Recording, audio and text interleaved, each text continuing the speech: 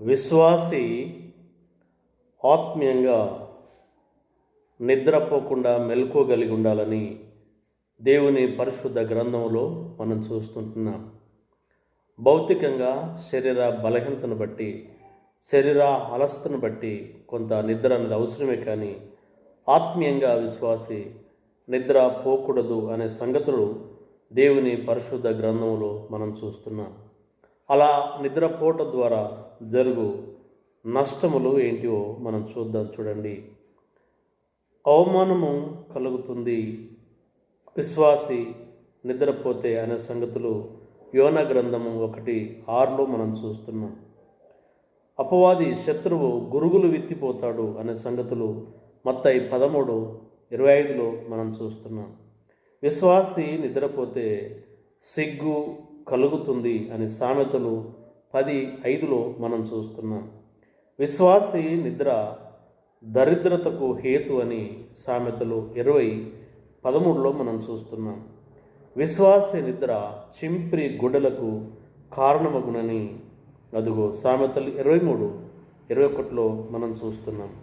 విశ్వాసి నిద్ర అపజయానికి కారణమవుతుందని న్యాయాధిపతులు 16:19 మనం చూస్తున్నాం.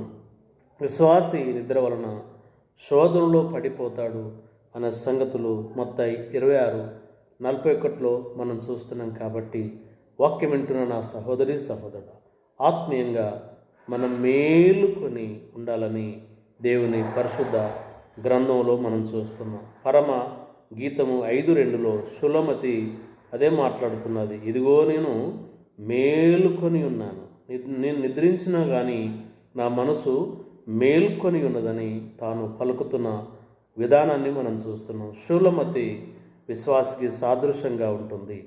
కనుక విశ్వాసి అయిన నీవు, నేను, మనమందరము ఆత్మీయంగా నిద్రపోకుండా మెల్లుకోగలిగి ప్రభును వెంబడిస్తూ ఆయన ఇచ్చే బ్లెస్సింగ్, దీవెన, ఆశీర్వాదాన్ని పొందుకోవాలని ప్రేమతో మనం చేస్తుంటున్నాం. యోన మరి అదిగో నిద్రపోవటం ద్వారా ఆయన మరి ప్రమాదంలో పడిపోయినట్లు మనం చూస్తుంటున్నాం.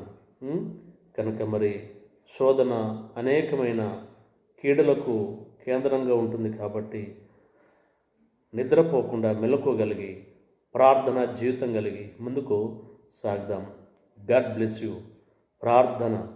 జీవం కలిగిన మా తండ్రి, స్తోత్రాలు చెల్లిస్తున్నాం.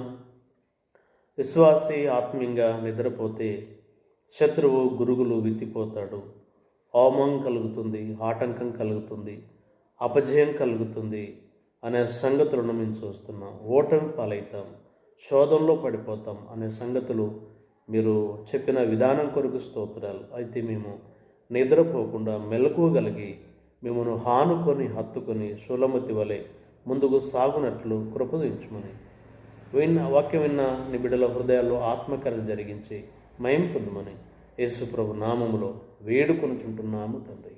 ఆమేన్.